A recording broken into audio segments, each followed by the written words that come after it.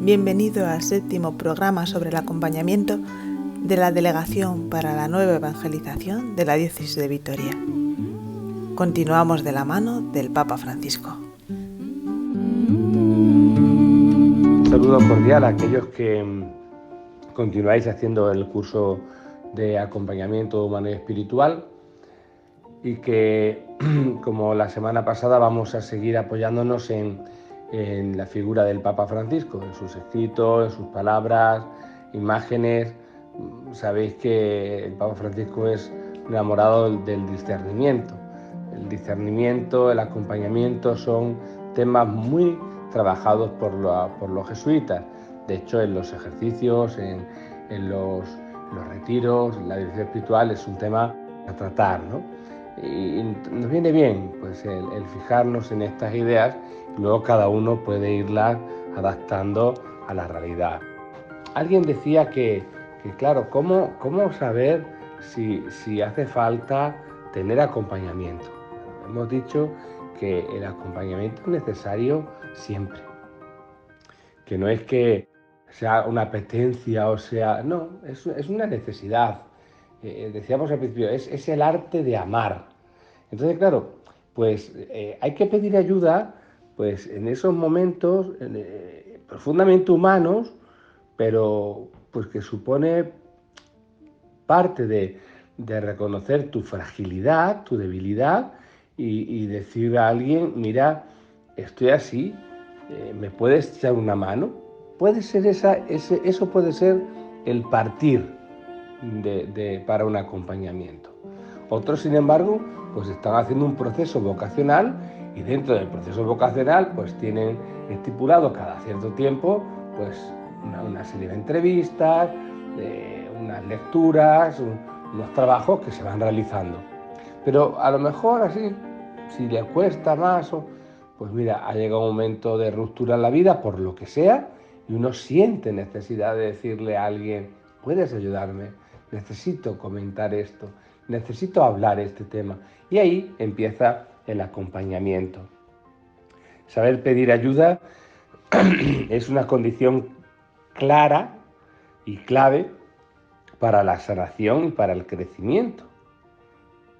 El creerse fuerte, que muchas veces es un error en nuestra vida, es un espejismo que impide el crecimiento y que finalmente pues la realidad siempre termina desmintiendo a través del dolor, el error, la frustración, ¿no? ¿Cuántas veces yo no necesito nada? Yo me valgo por sí mismo. ¿Para qué quiero yo hablar con nadie? ¿Qué va a decirme a mí esa persona? O incluso hablando del tema del sacramento de la reconciliación, ¿no? Total, ¿para qué voy a confesarme? Si luego siempre es lo mismo.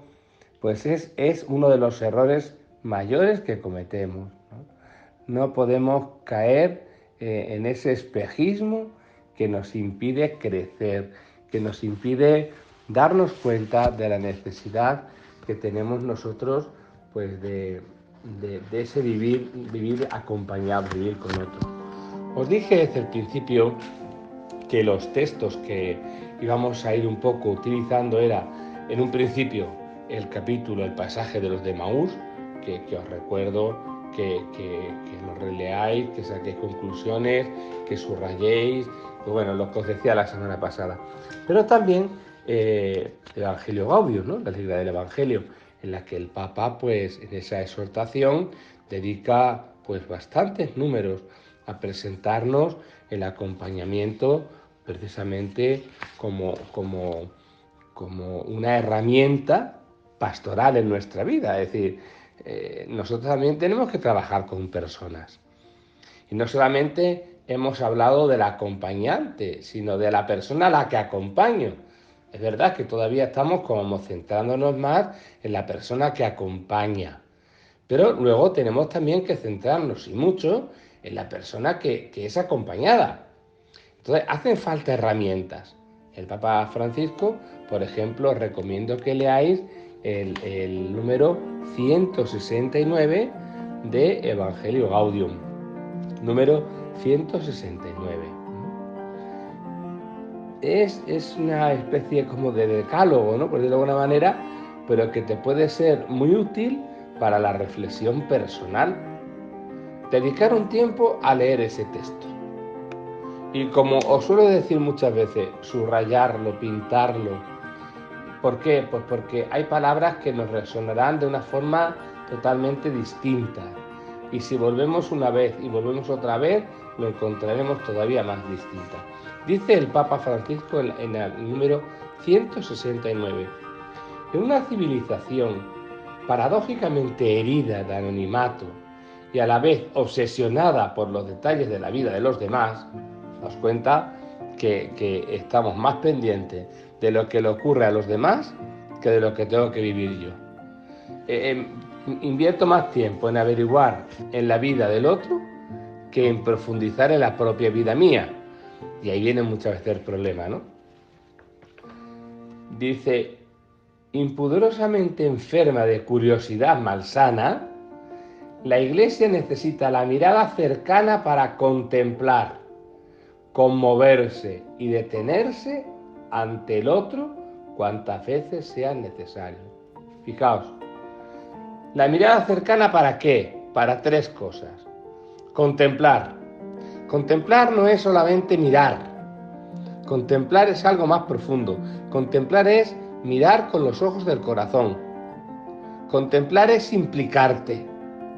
Contemplar no solamente es mirar y pasar de largo, no. Contemplar es lo que le pasó al buen samaritano. Vio, se bajó del burro y se puso a ayudar.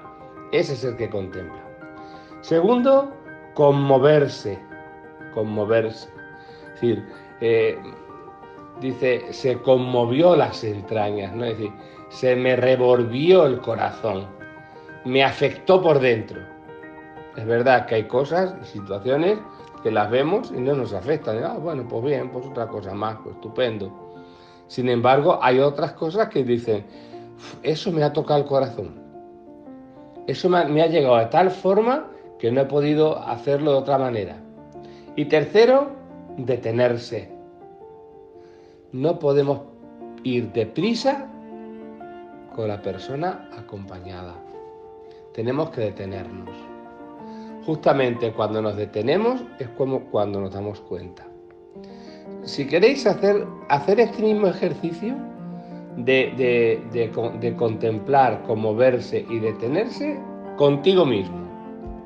No lo hagas con nadie más. Empieza haciéndolo contigo mismo. Contémplate. Parte de tu vida, parte de tu forma de pensar, parte de tu ser, de tus sentimientos, parte de cómo tratas a personas. Después, una vez que has contemplado eso, el conmoverse. Oye, durante este tiempo, ¿a mí qué me ha conmovido? Pues una persona me dijo que estaba enferma. Y yo pensé, muy bien, pues ya se pondrá bueno, estupendo. O yo dije, ¿cómo acabará esto? O mi familia, bueno, te ha conmovido el corazón, o te estás haciendo insensible, porque muchas veces nos hacemos insensibles ante las cosas que pasan. El tercero es detenerte, es decir, ¿con qué prisas voy yo por el mundo? Si, por ejemplo, rezo el oficio de las horas, ¿cuánto tardo en rezar un salmo? Si a veces empiezo por la primera palabra, he llegado a la última y no sé lo que he dicho. ¿Cómo saboreo las cosas que leo? O si estoy estudiando, ¿cómo saboreo lo que estudio?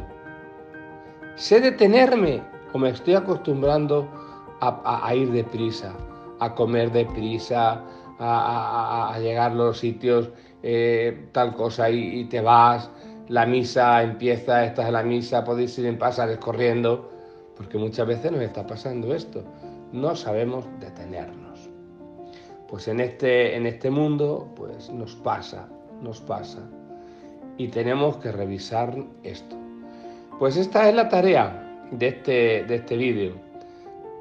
Evangelio Gaudium 169, esas tres palabras aplicadas a uno mismo, aplicada a nuestra propia vida y a nuestra propia historia. de la Evangelii Gaudium del Papa Francisco, número 169. En una civilización paradójicamente herida de anonimato y a la vez obsesionada por los detalles de la vida de los demás, impudorosamente enferma de curiosidad malsana, la Iglesia necesita la mirada cercana para contemplar, conmoverse y detenerse ante el otro, cuantas veces sea necesario. En este mundo, los ministros ordenados y los demás agentes pastorales pueden hacer presente la fragancia de la presencia cercana de Jesús y de su mirada personal. La Iglesia tendrá que iniciar a sus hermanos, sacerdotes, religiosos, laicos, en este arte de acompañamiento, para que todos aprendan siempre a quitarse las sandalias ante la tierra sagrada del otro. Tenemos que darle a nuestro caminar el ritmo sanador de proximidad, con una mirada respetuosa, llena de compasión, pero que al mismo tiempo sane, libere y aliente a madurar en la vida cristiana. Jesús caminó con ellos y hoy camina contigo.